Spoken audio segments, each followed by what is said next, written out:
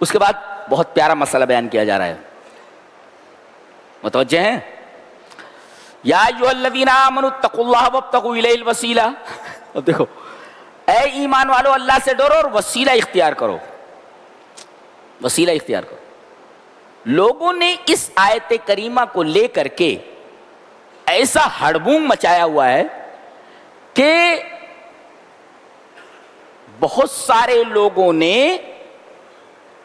وسیلے کے تحت اپنے بزرگوں سے استعانت اور اپنے اولیاء سے استغاثے کا جواز فراہم کر لیا ہے کہ وسیلہ، اللہ نے خود کہا ہے کہ وسیلہ لو، لہذا ہم بزرگوں سے وسیلہ لے رہے ہیں، ہم اپنے اولیاء سے وسیلہ لے رہے ہیں اس لیے کہ قرآن میں اس کا ثبوت ہے. اور بغیر وسیلے کے، بغیر سیڑھی کے آپ چھت پر نہیں چڑھ سکتے.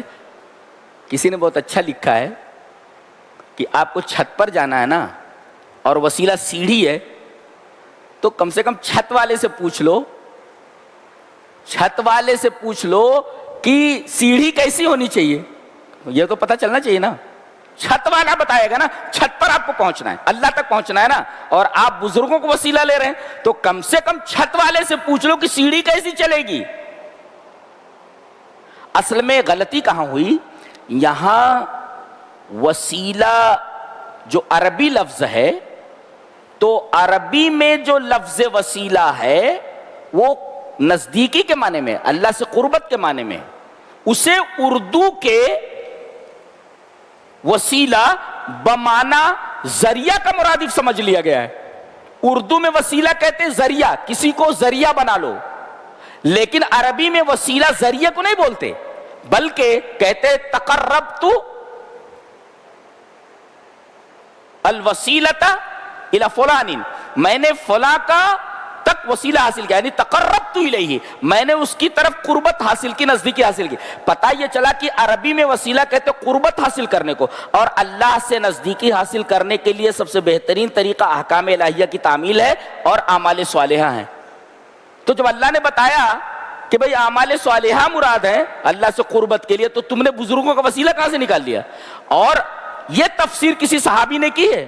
حضرت عبداللہ ابن عمر آتے، یہاں پہ لے جاتے، السلام علیکہ یا رسول اللہ، السلام علیکہ یا ابا بکر، السلام علیکہ یا ابی، اے میرے ابا، ایسا بولتے تھے. کون؟ حضرت ابن عمر. اتنا کہہ کر کے نکل جاتے تھے.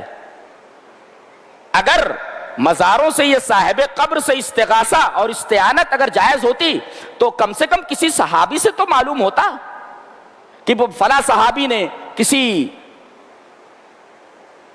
مردہ شخص سے یا اس دنیا سے گئے ہوئے شخص سے استغاثہ کیا ہے یا مدد مانگی. یہاں تک کہ بخاری شریف کی روایت موجود ہے کہ نبی کریم صلی اللہ علیہ وسلم کے بعد مدینہ میں قحط پڑا تو تمام لوگ مدینہ کے جو سب سے بڑے بزرگ تھے حضرت عباس ابن عبد المطلب، نبی کریم صلی اللہ علیہ وسلم کے چچا، ان کے پاس آئے اور کہا کہ چلیے دعا کیجئے آپ کہ اللہ تبارک و تعالی ہمیں پانی دے، ہمارے اوپر پانی برسائے.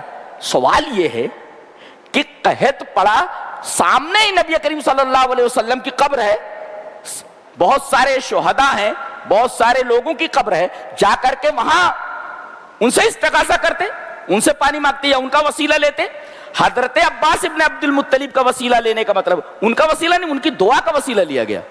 تو یہ تو ہمارے یہاں بھی جائز وسیلہ یہ ہے کہ کوئی بزرگ آدمی ہو اس سے کہہ دیجئے، یہاں تک کہ مسافر سے آپ کہہ دیجئے کہ میرے لیے دعا کرو، تو جائز وسیلہ ہم لوگ بھی مانتے ہیں. مردے سے وسیلہ ہمارے یہاں جائز نہیں ہے، قطعاً جائز.